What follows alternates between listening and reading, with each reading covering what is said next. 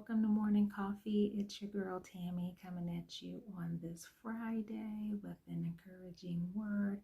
Hope everybody has had a great week. Happy Friday to everybody.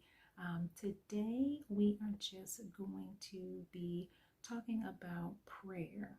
Now we just finished on a couple of days of setting godly habits and creating goals and just giving you some tips. And so I'm hoping that those tips helped you to start creating good habits. And if one of those habits that you want to create is increasing your prayer life or getting a more consistent prayer life, please stay with us over the next week because we're going to be talking about just that. I'm going to be talking about prayer, what it is, the different types of prayer, how we pray, and how effective our prayer can be in our daily lives. So if that's something that you are wanting to create as a daily habit or get better at your consistency of it, please stay with us over the next week. So I'm just going to hop right in. The first thing I want to talk about is what is prayer? When we think about prayer, a lot of us may think, okay, it's me at church with my eyes closed and my hands together, and some people only pray at church or during church or Bible study. But prayer is basically talking to God.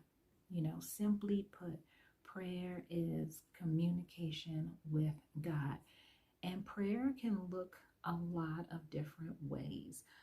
The Bible tells us to pray consistently, pray continually. So prayer is not always going to be, in your closet on your face or on your knees with your eyes closed. Prayer can be having conversation in your car as you're on your way to work. Prayer could be you are on your job and you run into a situation and you need to know what to do, and so you ask God. You seek Him for counsel in that moment. It may be praying over your food. It may be saying a quick prayer over your children when you drop them off for school. It could be worship. Prayer could be simply sitting in His presence and listening.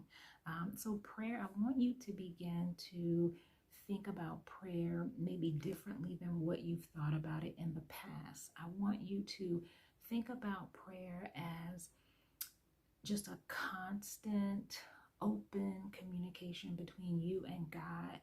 And if you could think about it in this way, think about having God right at your side wherever you go, 24/7, because He is. And whenever you need anything, whenever you have a question, whenever you just want to give Him thanks, He's right there. So all you have to do is start talking. That's how I want you to see prayer. I want you to see prayer as having God right there with you. He's always with you, night and day, even in the midnight hour, wherever you are, wherever you go, God is there with you. And when you need Him, all you gotta do is start talking, and He's right there. And the good thing about Him is that it's not like you're gonna start talking and He'll be like, oh, I'm asleep, or I'm not there, catch me in the morning. No, He hears you. He hears you whenever you start talking. You turn to Him, He's right there. At any time, any place, He's right there, ready to listen and ready to respond. Another thing I want to talk about when we talk about prayer is to remember that prayer is a dialogue. It is communication, but it is a dialogue and not a monologue. So when you are praying to God, be sure that you take time to listen as well, because you have a lot to say to Him, but He also has a lot to say to you.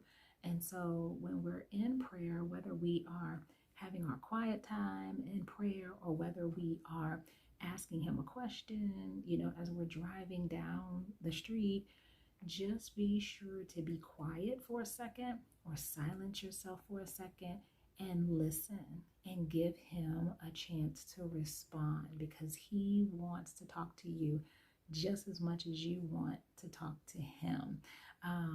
So I just want to, that's what we're going to be talking about for the next week or so, probably for all next week. We're just going to be going through and delving in a little bit deeper to prayer. We're going to be looking at examples of prayer in the Bible. We're going to be looking at Jesus and how he teaches us to pray.